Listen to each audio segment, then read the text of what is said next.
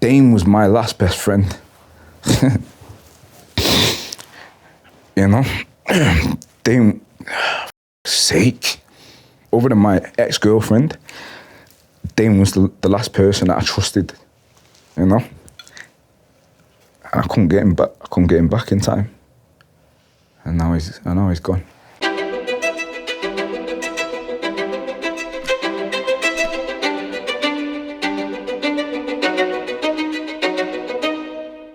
I grew up in an area called Crumsall, and life growing up was pretty interesting, really.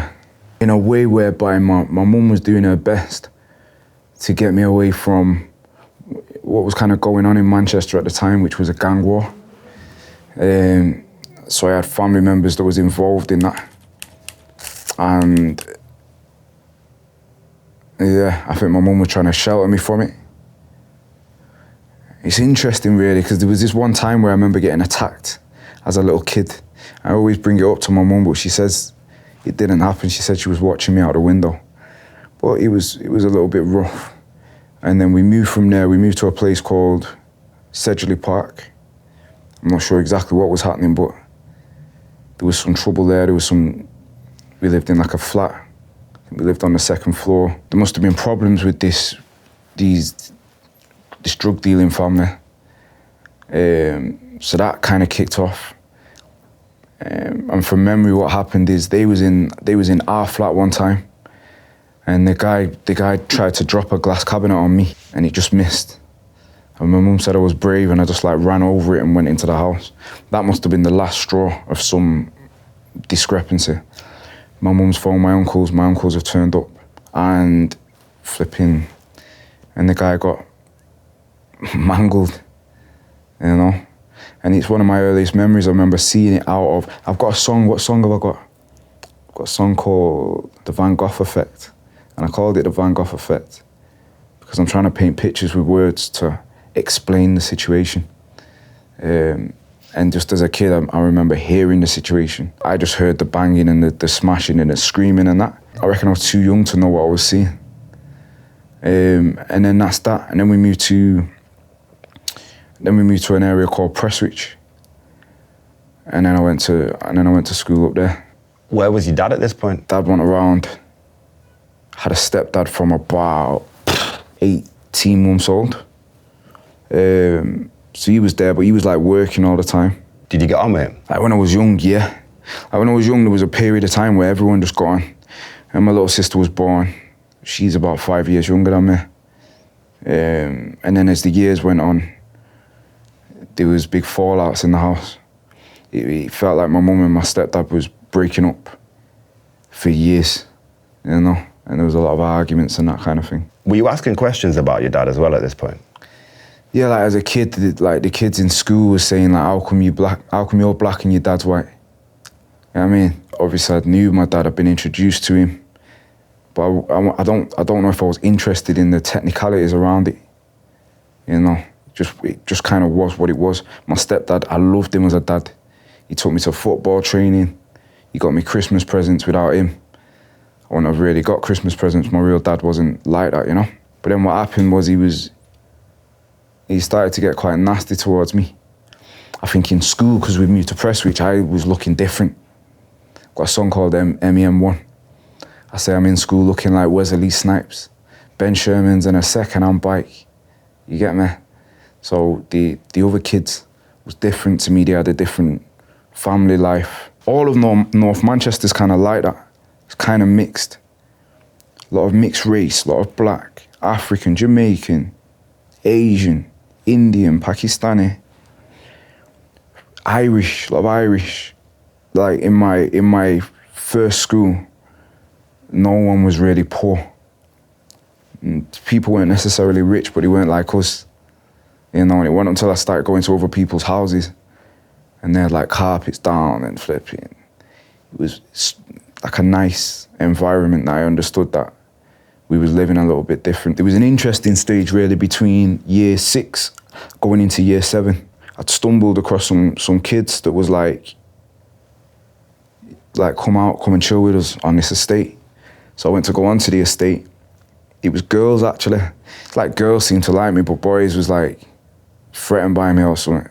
The girls was like, come onto this estate. And I went over there and the boys mustn't have liked it. And one of the kids pulls out a flipping screwdriver and just starts stabbing me in my legs and that. And I had this second-hand bike flipping. I don't know if you remember the days when Tesco's used to have like little advertisements. You could buy a bike, 40 quid, second-hand, phone them up. So I had this little mountain bike and they pulled my bike off me, they smashed it up. I like got my bike, I had to like run off basically. I found it quite embarrassing. In fact, I did find it embarrassing and I never told my family. I just like hid in the pants that I'd been stabbed in. Hid in the fact that my leg was bleeding. I remember it being damp for days and sticking to my pants and all that. To tell you the story of that situation, it's quite interesting. So that kid that stabs me is in year 9 or year 8 when I'm just coming into year 7. And he was after me when guys are looking for you. Their little group of guys was looking for me in the 6 weeks holidays. So I stayed in for the whole 6 weeks holidays and go out. And I didn't tell my mum.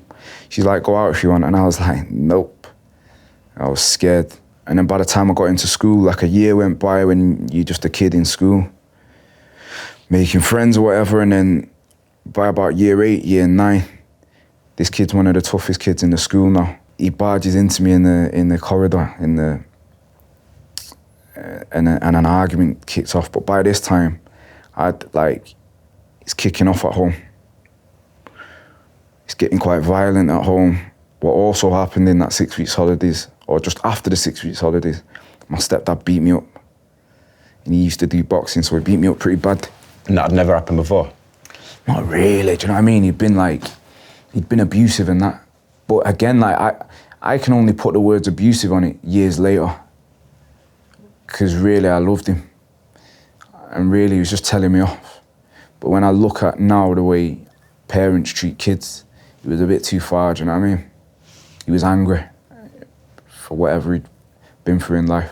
I just remember coming into the house one night, an argument kicked off as it always would, and he stands up to confront me. And just being in shock as a kid, I've like pushed him back. And he's just cracked me. And that was that, he beat me up pretty bad. But my mum was in the room, and my mum let him do it and walked out of the room. And I'm like 11 or 12. I could never, and probably can still never, wrap my mind around how you would let an 11, 12-year-old kid get beat up and leave it to happen. I just felt like my mum couldn't love me, you know? And my stepdad wasn't my dad. And he'd shown me that. So I become a lone wolf. And that was that. That was that, really. And then there was a period of time. What happened in this period of time was just to rattle through it. I find it quite deep, you know? I try to kill myself. My stepdad finds me. I'm like hanging off this flipping thing. He gets me down. He's there for me and that. I go into school, the kid that stabbed me, we get into an argument. He wants me a fight. I say, I'll have you a fight. Like, he's cool. He knows how to kick off. I don't know how to kick off, but I know I'm willing to fight. And I've punched my punch bag when I'm in a bad mood, so I'm like ready to go. I turn up onto his estate. I have him a fight. And I win this fight. And there was a moment when I was fighting him. I rang one of my friends who was like a kickboxer at the time, and his brother was in the streets already. He was much cooler than me. And I said, I'm having a fight, will you come with me? He says, yeah, I'll meet you. So I felt like I had my little buddies with me and that. We get onto the estate, these flipping 40, 50 people out there, music, drinking. Everyone's like shouting the guys if to say I'm there. So I turn to my friend, I say, I'm saying, hit me in the chest. To gas me up to have this fight, he starts hitting me in the chest and that. If anything, it just scared me more for having this fight, because I thought if that's what punches feel like, I'm in trouble. But then luckily the guy just kind of come out of nowhere, tried to hit me. Obviously my stepdad had taught me to duck and he taught me to punch. So I duck and I punched this guy and he flew back. Long story short, I beat him in a fight. And it was just a moment in a fight, yeah. You ever seen The Mask, Jim Carrey? He's on a fight in the Mask, yeah. Here's how much of a nerd I was backwards at them times. Jim Carrey's fighting and he starts beating this guy. And he stops, he goes, I'm winning. And like that happened to me in a fight, like I'm on top of this guy. And I didn't know my temper was so bad. All the things that had been happening to me at home meant I had a bad temper, but I'd never really let it out, you know? I remember looking at this guy and thinking, wow, I'm winning. And then obviously I got pulled up off him. And we just kept fighting, and there was a point where he like bit my arm and he bit my face. I was kind of pulled him off me and kept fighting. And then I bit him back and then I gouged his eyes. When I gouged his eyes, he screamed. But when he bit me, I didn't scream. So then I started to understand it was tough, you know? I started to understand that like I could look after myself. I didn't have to just be a victim. And what effect did it have on school and life outside of? Well, now I think I'm a cool kid. Because this kid's that's meant to be one of them. I remember going into school after I had a fight with this kid, and some girl was like, look, there he is, there's no marks on his face. And this other kid's face must have been mashed up, you know? So all of a sudden now the cool kids are touching me down and showing me respect. Well, that was all too much for my ego. So I thought I was double cool. And then when I did start to be kicked out, like all the other kids had built friendship groups, I didn't really have that. So I just turned up by myself on a BMX. All I really knew was like fighting on the streets. The streets like scared me a bit. So if I was turning up somewhere, I'd be turning up to fight with one of the cool kids or maybe link up with someone that I knew from school. And I remember one night on a park, there was a gang called LHG, Little Hill Gang, from where I'm originally from, you know, and where my family's from. But I don't know none of these kids. I've maybe come across them with my uncle, but I've never chilled with them. And they used to just come on a park, they used to beat everybody up, and they used to flipping rob everybody's stuff and bounce. And when he came this night, I was like, "He's aren't robbing me," because I was just angry and I just wanted to fight and flipping get into problems. Anyway, me and this one kid, we get into an argument. I'm saying, "You're not robbing me." I had a mate that was there that I remember from school. He had a little comb over. I said, "No, don't run." He didn't run. And then as me and this kid are arguing, and he can see I'm not scared of him, he pulls out a gun. And as he pulls out this gun, I've only at this point seen guns on television. So I don't understand the ramifications of getting shot, you know? So I said, "Put that down, come on the grass and I'll smack you already." And he's freaking him out that I'm not scared. Really, I'm naive. And he's like, "I'm from Cheetah Mill." I'm from Cheetah Mill. Crumsell, where my first house was, is next to Cheetah Mill. All my family's from Cheetah Mill. So I started naming all, he's like, "Who do you know from Cheetah Mill?" So I started naming even the straight members in my family. And then when I got to a certain uncle's name, he classed my uncle as his uncle as well, because of my uncle's position in the hood. Everyone just respected him, he'd give the kids money and that kind of thing. And that was that. That's how I ended up in a gang. Me and this kid made friends. Me and this kid started chilling, and he was interested in making some dough and looking after himself as well. And that was that, you know. We got to the streets. The gang would come to get me from school. So I'd been like flipping geography. And 15 man would turn up from Cheetah Mill, ballied up, gloved up, looking for me. And they'd just burst into my lesson. They'd be like, "Bugs, come. And that was that. Do you know what I mean? And then we'd just be, and the teachers thinking, "What's going on here?" And we'd just be out on the roads, you know. So quite quickly I was making myself at home in the gang. You know, I had nowhere to live. My household was dysfunctional, so I understood everybody's home situation, which is where, when you see a lot of the stabbings and all that going on the street, that's where it really kind of stems from, is the household being all over the gaff. The gang became my family, you know, and I loved them. And I would have died for them, you know. And they would have died for me. And what about the police? Do you have any run-ins with the police at all? Yeah, that was just like every week, innit? I was what you call a persistent young offender. You know, that means I would get arrested nearly every week. Some of these kids was rougher than me, tougher than me, you know, cooler than me. But when I look back now, a lot of their mums loved them. So they had love at home. And I just didn't have access to that. So when they would go home and have like a family situation, I'd be like tagging along with people, which would just mean I was on the streets longer than other people, and I would just get arrested a lot. So I remember being in a few occasions where people have been stabbed to death, you know, and you're just there. Between that and understanding the full story of my uncle, MEN1, I'm talking about, my uncle's face got tore out by the pellets of a shotgun like Frankenstein. You know, like, as you're hearing your uncle's story, and really I was trying to be like him. I didn't have a father figure to look up to. I didn't respect my stepdad anymore. My real dad wasn't there for me. He didn't care. He treated my mum bad. I didn't like it. So my uncle became like the guy that I really looked up to.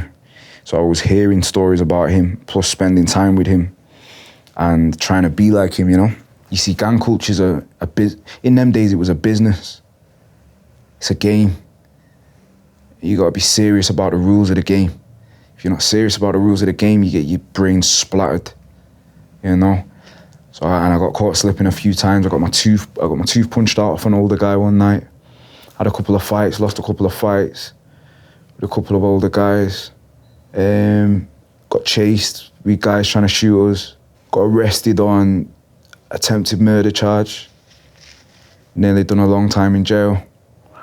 So a lot was going wrong because I wasn't organised, you know. And then the more that I started to understand the way that my uncle had built what he'd built, the more I understood that I wasn't being serious about the whole thing, you know. I went to a little gathering of my uncles, and I went in there. I'm blacked out. Got my knife on me. I've got my gloves. I've got my bally with me, like I'm in the game now, innit? And I've got a little reputation as a young guy. People aren't messing with me. And really, I'm looking at my family. I'm thinking I'm gonna be the main one.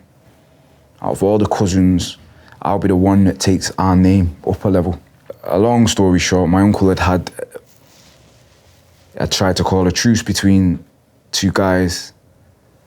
The two guys had turned up. No one was supposed to bring weapons. One guy brought a weapon. He blows the other guy's brains out in my uncle's house. And that took an effect on my uncle's mental health.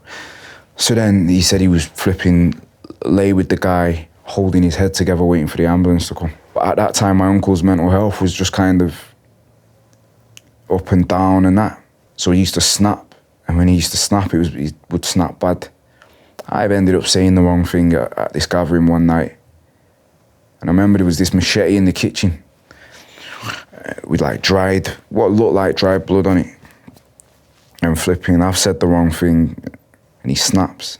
I actually speak about this in my latest album, in my last freestyle.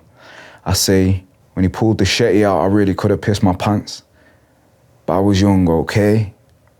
Because I'm 15, it all happened in this short period of time. And he sends my cousin to go and get this machete, because what he says is my punishment is I've got to lose a finger. My cousin goes in, obviously he's scared and he likes me, he don't want me to get chopped, you know. And my uncle had done certain things, so everybody's really worried, you know.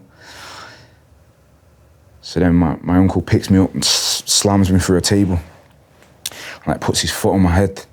I'm like flipping just on the floor. I'm having to like grab myself so I don't flip and piss my pants.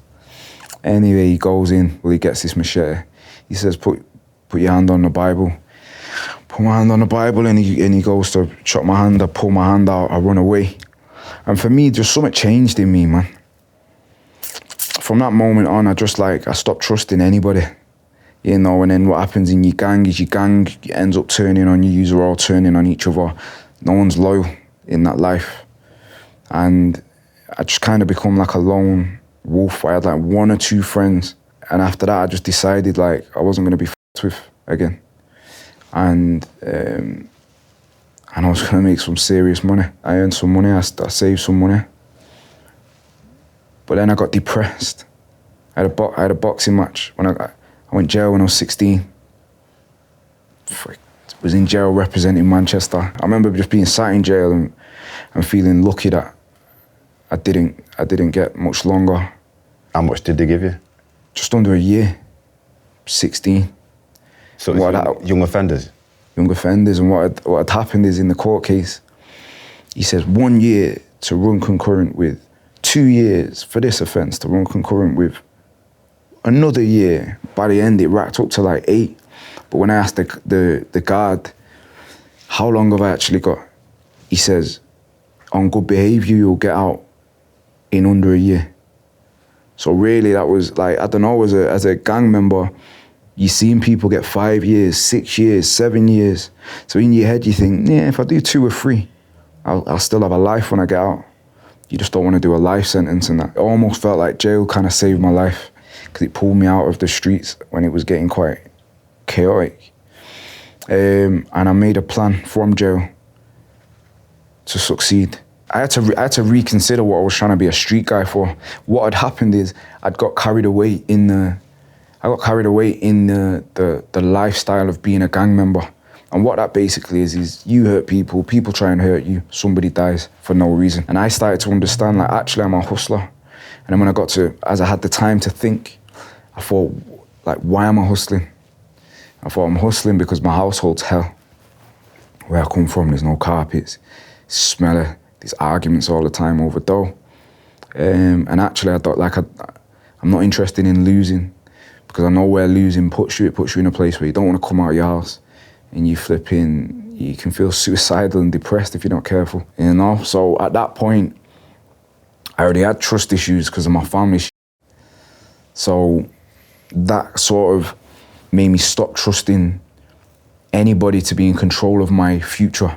So it's at that point I decided to become the designer of my own destiny, you know? I decided to plan it out on how it was going to look. So then that's what made me pursue music. I just wanted to get to a place where we're talking about your dad again, because you thought about fixing that with your real dad. I never really spoke to him again. In fact, I fell off my motorbike, I had a bike accident, I had bleeding on the brain and whatever. And after it happened, the news was reporting it like I was dying. And he phoned me. And when I woke up on a hospital bed, the nurse was like, your dad's phoned. So I'm thinking, which dad's this? Because I didn't speak to any of them. And when we had the conversation, I said, look, by the way, it's over between us. I said, even if they come back to you and say I'm dying, don't come looking for me, and I won't come looking for you. And that's what I had to do. I had to take my emotional investment out of these dysfunctional people that was going to pull me down into hell with them. Music was, in the beginning days where I was trying to make my career go off, I think a lot of people, they asked for me to put my old mixtapes on Spotify. I think what people like about their mixtapes is I didn't expect anybody to listen. So when I was depressed and in a really vulnerable place, I would explain that in songs. Just early stage of the music career, like where it started. Yeah, like I live in this guy's house, and he had a brother that lived in London. His brother come from London. I remember being in the kitchen. I feel so silly saying these things out loud. I've never even said these things out loud. And because I've been kicked out of my house, I'm in the kitchen downstairs, because obviously you feel uncomfortable when you're living in someone's house. There's a mom, a dad, there's brothers in there. You just want to stay out of everybody's way, right? And I'm sad, you know? And my mate's my gang mate. I don't want to go crying to him that I'm sad. I remember going in the kitchen, I'm just crying to myself in the dark. And the brother must have come down for a drink. He switched on the light and seen me there, you know? And I was doing music at the time. And he was like, yo, man, just keep doing your music. You're going to make it and that. And that's really what them old mixtapes were. I remember a song where the lyrics are something along the lines of, I used to believe I could trust anybody, but now I feel like I cannot trust a soul. And I'd just be in the bedroom, I had a little box room, and you're literally talking like a bed. And by the way, I'm very grateful that they let me stay. It was an amazing time for me, because I had nowhere else to live. And it was a little bed, and then you're talking half the length of the bed, or the width of the bed, was like a little walkway where you could just fit like your trainers. You know what I mean? And that was my bedroom. He said that he could just hear me in there writing lyrics, and that's where a lot of my early mixtapes kind of came from. And as time's gone on, and I've done better in my life, and obviously fans have identified with the stories that I've told, because I've been quite vulnerable about it. And I've gone on to make money and study hundreds of hours of psychology and psychologically get myself in a good place. Like, my head was gone. Like, I was probably genuinely experiencing psychosis. I was a madman, unpredictable, you know? and I had to fix myself. And it's that simple. I had to develop structure and build a business and earn some money and build a life for myself. There are circumstances and situations that do stand out, that come out in your music. Like, for example, like, you know, your cousin passed away. When my little cousin died, Dane, I met him when I was about 8. And what had happened is there was another black family around the corner from my mum's when I was young. And we must have walked past each other in the street, and I was like, Mum, can I go over to his house and chill? And he was called Aaron. We had the same name. So he wasn't my cousin. Because you're 8, 9, whatever the age was, you call each other cousins, right? So then Dane came over from Jamaica when we was about 9. I could relate to Dane more. Aaron had some money and a decent life at the time. But Dane understood struggle like I did. When I got locked up, Dane gets sent back to jail because I wasn't there to look after Dane. So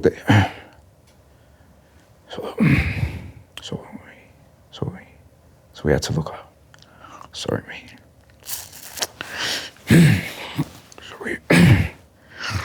So we had to look after himself. And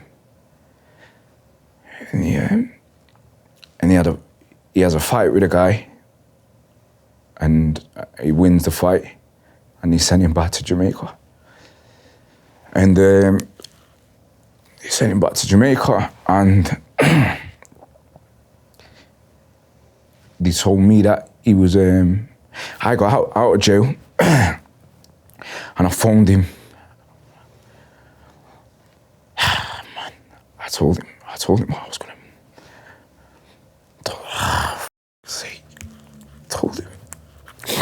Told him I was gonna bring him home, you know. I said, I'm getting my money up, I'm gonna bring you back. I said, stay out of trouble, man. I said, Jamaica's dangerous. Stay out of trouble. Stay out of trouble and be careful, you know. And I remember part life 1 year before my career took off. I got told that he fell off the top of a bus and cracked his skull. He had bleeding on the brain, and that he was and he'd been in a coma,